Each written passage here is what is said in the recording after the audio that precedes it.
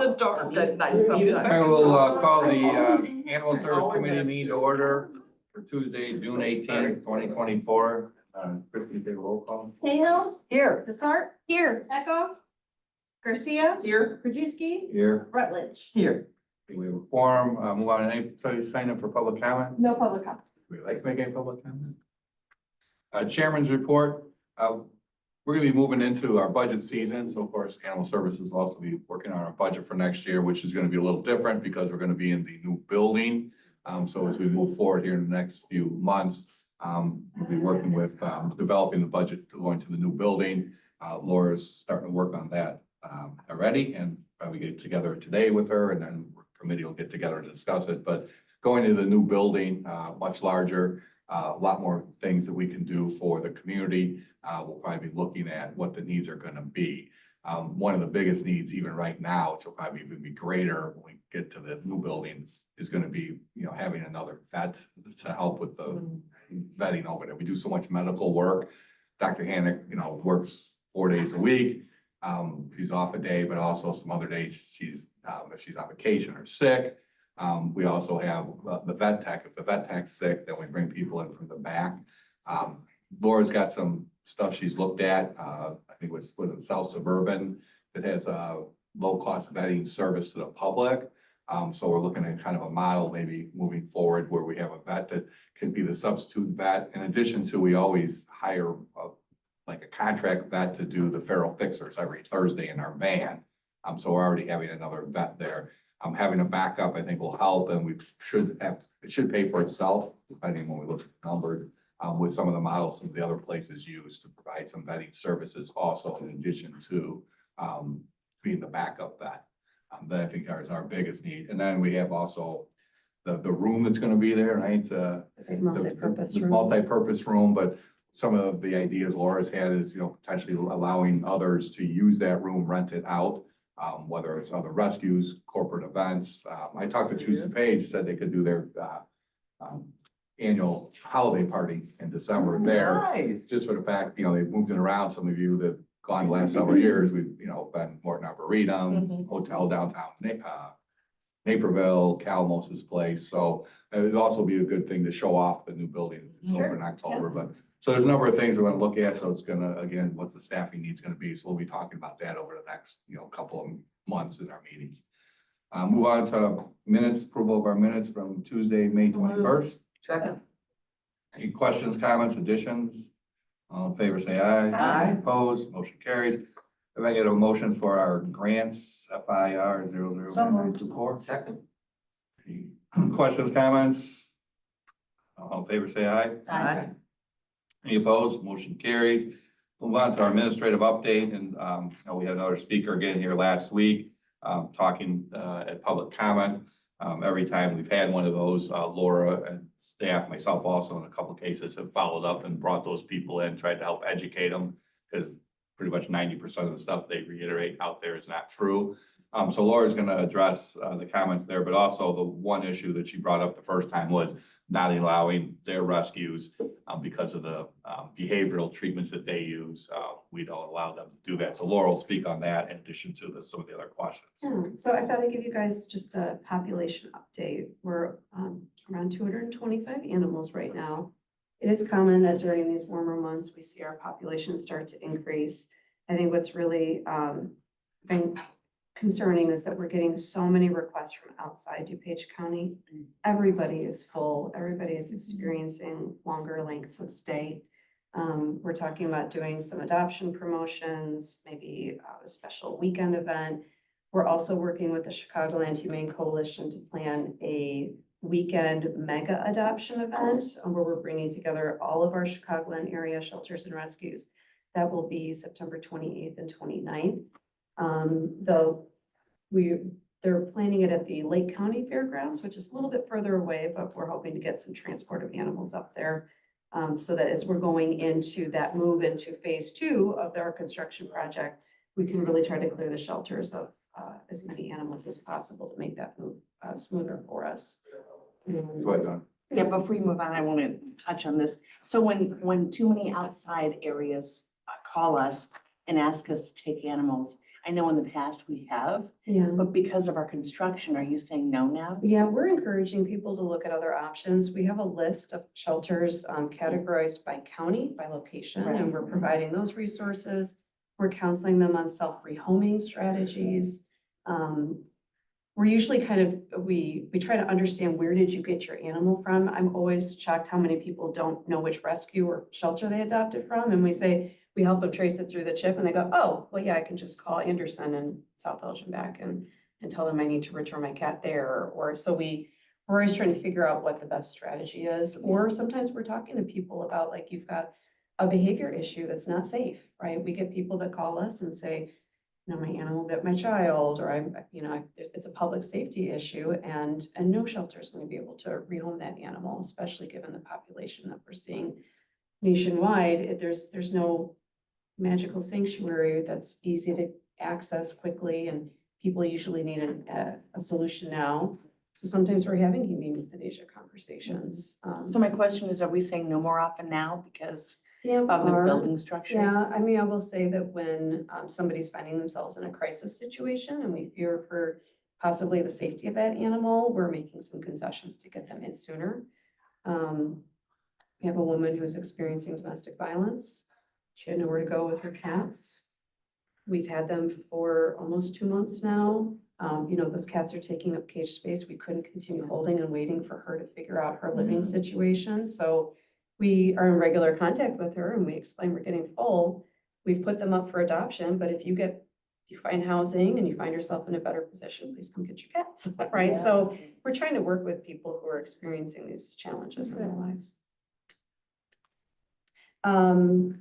You will see that we did put a kind of a critical capacity statement out there.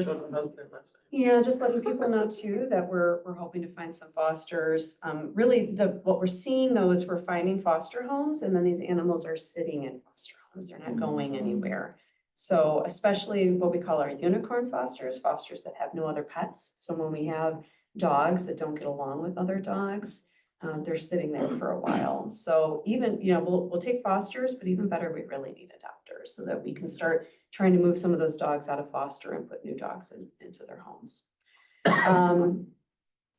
Construction is moving along smoothly still.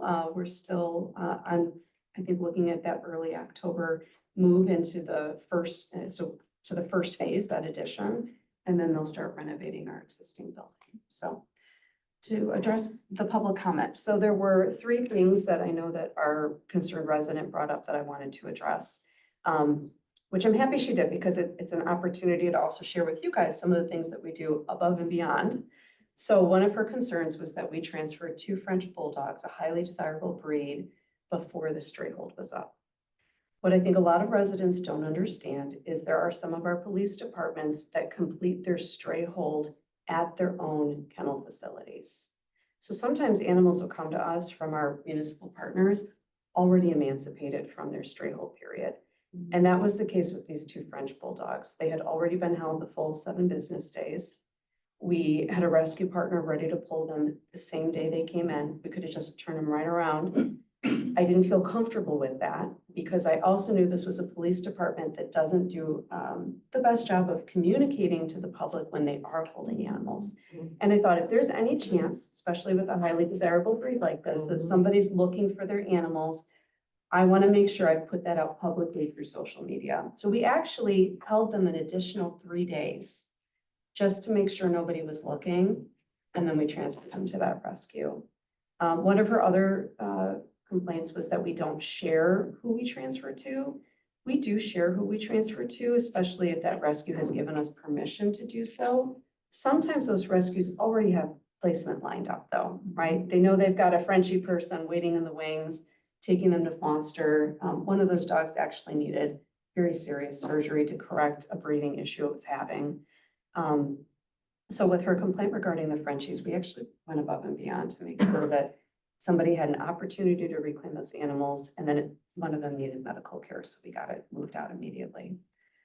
Any questions about our stray hold period? Okay. And that's 7 days, isn't that a state law? 7 business days, yeah. It's a state law that It is you a have to have state law. 7 days. Mhm.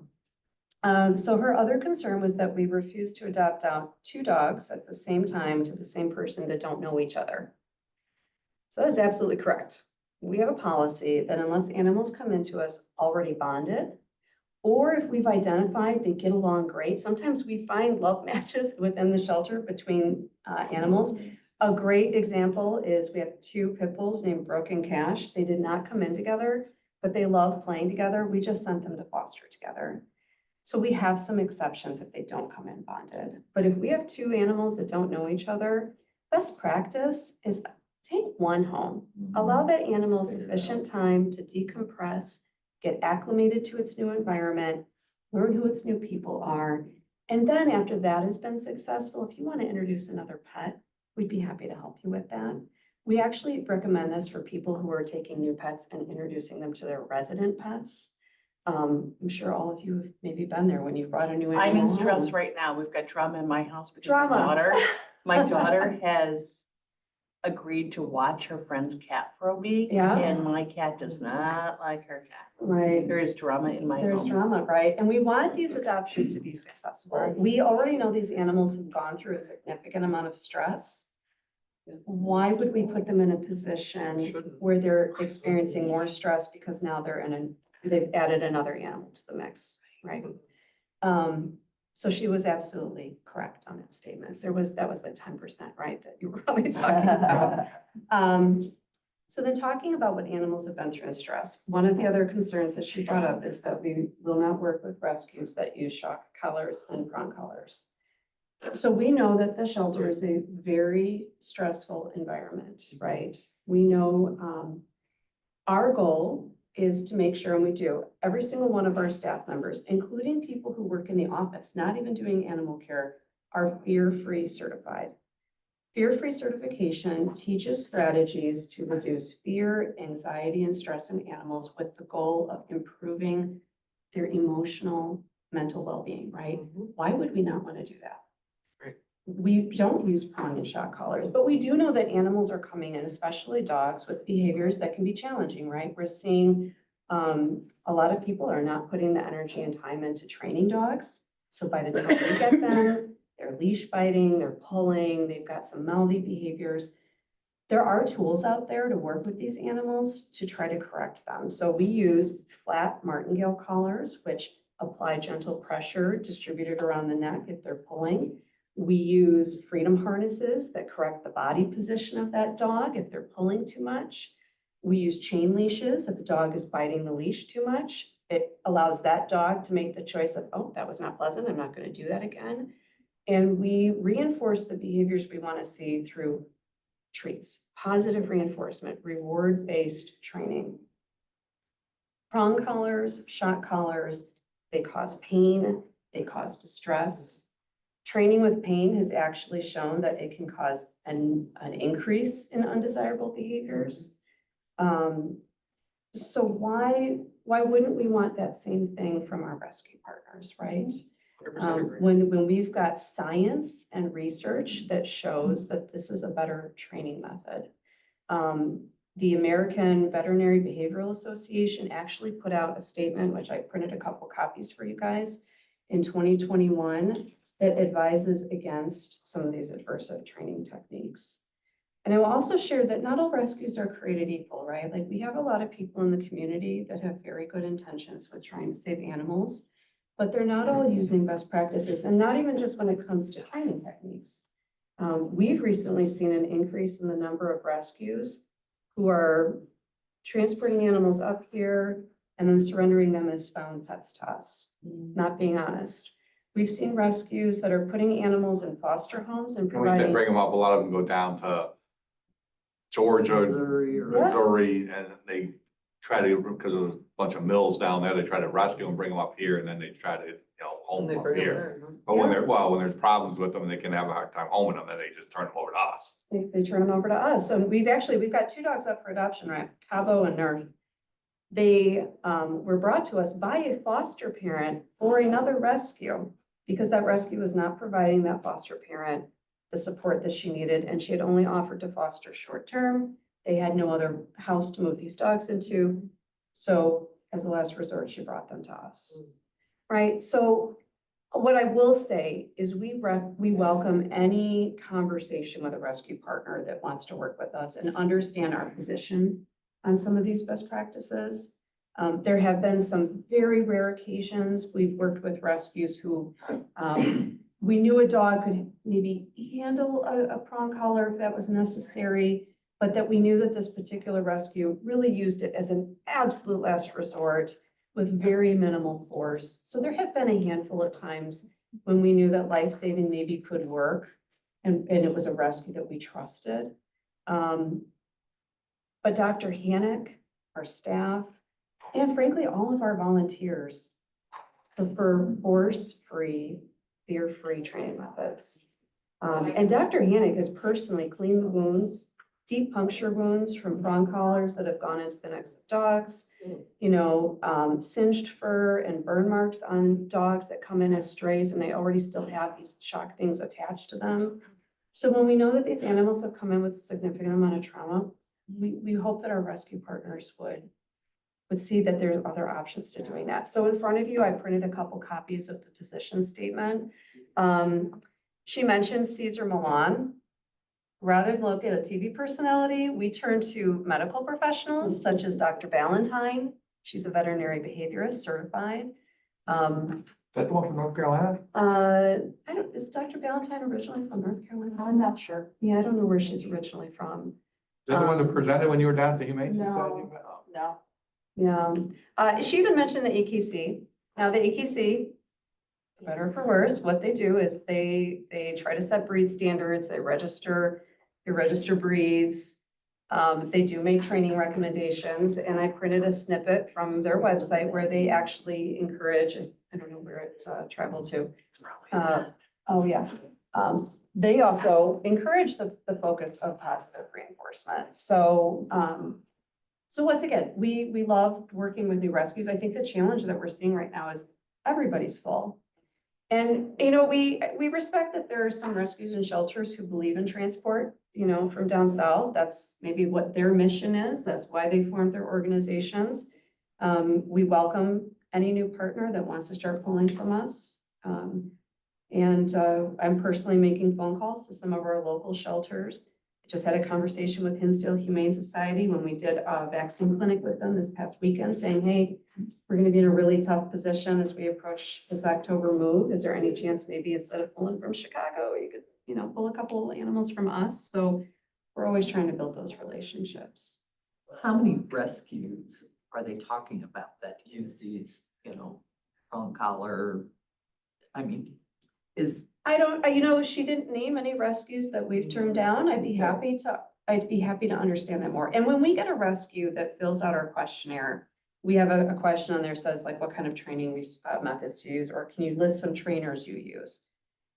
Just the other day, we got one, and my rescue coordinator called them to say, hey, you mentioned a trainer that uses what's called balance training. So a combination of treats and, maybe some positive reinforcement with sometimes using prong collars. And I said, why don't you call her and just try to understand how often is that used? If it's your go-to method, you get a new dog in and you're just immediately putting a prong or shock collar on that dog, that doesn't make sense to us.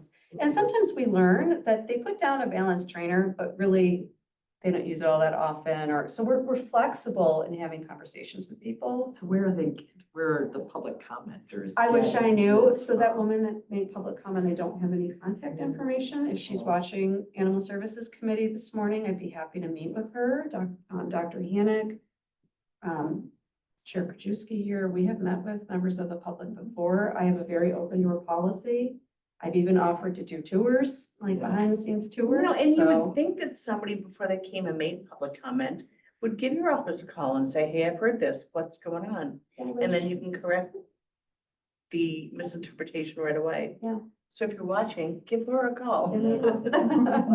Happy to do it. So Have you talked to Naperville Adopt and West Suburban about holding animals during the construction? I have reached I know out to Naperville them. does a lot of pulling from Chicago. Yeah, I have reached out to them and I continue to. I think sometimes there's this false sense of security that we at DuPage do a good job Mhm. with our placement rates, and we built a foster program that didn't used to exist. Chicago doesn't have a foster program. And I'm not, dismissing the fact that the need in Chicago is great. It is. But I just keep tapping the shoulders of our local Oh, shelters. well, I and know reminding them. Naperville, when Naperville goes down there, I mean, they'd like to pull them all, but they just go grab the quickest ones to adopt out. So they'll grab the puppies and leave the 5 and 6-year-olds. And they're just, so they can get them out here, because they know Yeah. they're easy to move and then they can do it again, but. Well, and we tend to temporarily. get the So when you dogs, say you reached out, meaning we called like Carolyn over we called the and the emails. executive, and have they responded? I had FaceTime with a Hinsdale person over the weekend, which is why we had a nice conversation. of the doc? Who's the, she's the? Once I'm blanking right now, Chris Stern changed, I think. Is it's Stern not there somebody anymore? else. Chris is still there, but it's not yellow, why don't you? Yeah, no. So Stern, yeah. Stern not there, any of the director anymore? Chris is not the director anymore, but she's still there, and she got married, she's not still anymore, so, yeah. I know what Carolyn from Lassiter, if she got back to you? I mean, we tend to not have the easiest animals. I think that's sometimes where some of the other humane societies struggle, because they have the option, if somebody reaches out to them, to take them directly, rather than have them even go to us, but, we're continuing to talk to them, and sometimes we have, like, we call it the low-hanging fruit, the puppies, or, the littles. Those are easy for us usually to place. We also want to have some animals on our adoption floor that people want. It would not constantly just be Right. transferring out otherwise we'll get more angry public comment about French bulldogs leaving. Could I have put those French bulldogs up? Most definitely. Did I have the resources to do the palate surgery so this poor dog could breathe again? Maybe, but I had Is that a, a thing with them or? so a lot of these kind of short-nosed bully, like bulldog type mixes have horrible breeding. And so they can't breathe. They're constantly regurgitating every time they eat or drink.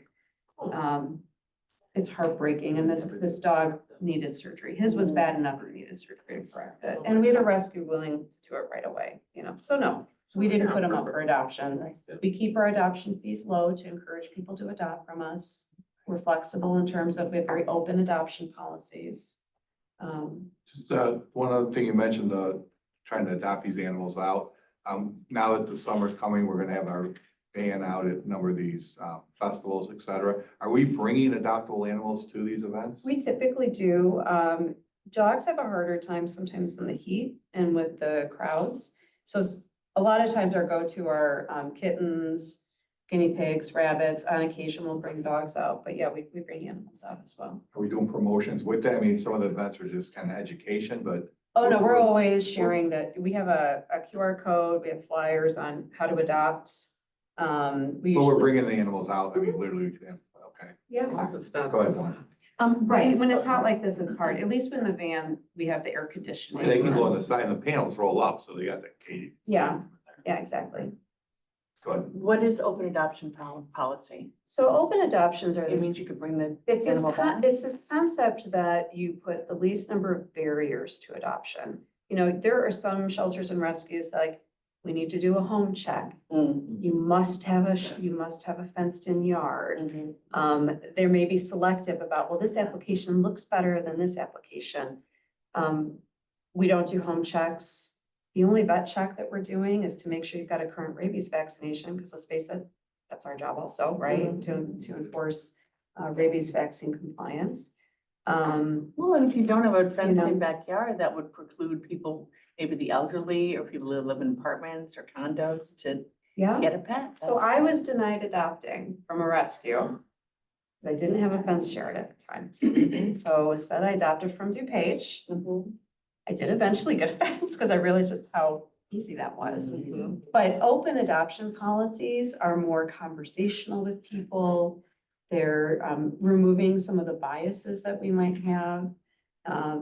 And not making people jump through so many hoops. And it's interesting because even with what I feel are fairly like low barriers to adoption with us, I still have people that complain. We try to make sure you're not over your pet limit, right? You don't want to encourage breaking the law. Right. So those are That's something. Yeah, we deal with enough hoarding situations right. that we're very sensitive to that. So my second question is, you said that we have 225 animals right now. Do you have a breakdown of what I they are? do, so we have 116 cats, 4 chickens, 51 dogs, 25 guinea pigs, and we have 29 rabbits. Okay, and of those, my final question, sorry. Sure. Of the 51 dogs, are most of them like percentage bully breeds? Most. Most are. Do you ever take little baby rabbits that are in a nest in somebody's backyard? No, because wildlife, we only do domestics. Okay.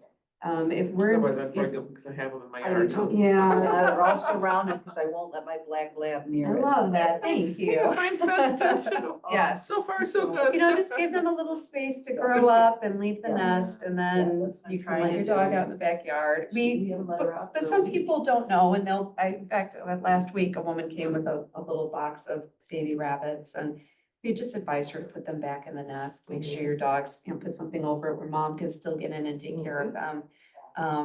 We do some we have some wildlife webinars we've done where we talk about rabbits, but yeah, this is the time of year, so. My second nest in my backyard, my fenced in backyard. It's like, Yeah. seriously? Yeah. I know, mine too. So what you can do is if you start seeing them starting to dig their holes, I used to do this, I just keep filling it in. Be like, no, not here, no, not here. And then they eventually find a place where they don't have to How keep long working does so it hard. take how long does it take for them to leave the nest? I don't remember exactly. I Two want weeks, to, I think. no, it can be 5 to 6 weeks, I think. That Yeah, long? sure. Yeah. Oh, I'm in trouble now. Yeah, yeah. That's a whole summer for my dog to not be out in the backyard. Wow.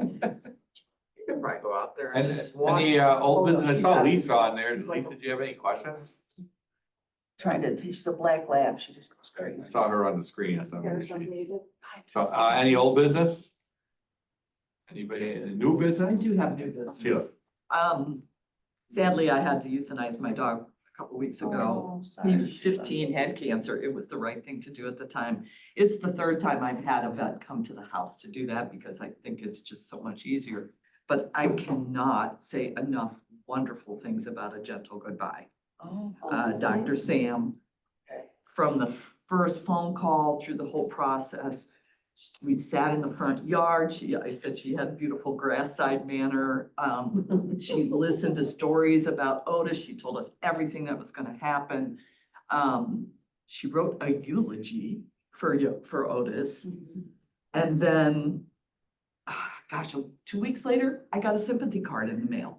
And the card did say too that they take some of their fee, it wasn't inexpensive, but that they put it in a fund for people that maybe can't afford that. So That's nice. just saying, man, if you have to make that choice, A Gentle Goodbye sure made a really crappy thing a lot easier to deal with. Dr. Sam. Yeah. Wonderful. But as you mentioned, the cost, that's one of the reasons sometimes we get people to come and surrender their animal to us. Absolutely, yeah. For open admissions, and that we, Yeah, it was $375 to have her come to the and house. people want to say, well, how come we don't have 100% of the animals? Well, we have to take them in. They can knock on West Suburban or Hinsdale, and they say, no, we don't want this animal, but we have to take it. And that's- Mhm. Oh, we just transferred out a hospice dog riddled with memory masses, and Dr. Hennig said she might have a little bit of quality of life yet, so we still try. Well, there's a few rescues out there that are hospice And do rescues. hospice, yeah. Yeah, we had a rescue. today. Yeah. Any other new business? Okay, get a motion to adjourn. All in favor, aye. Aye. Meeting's adjourned.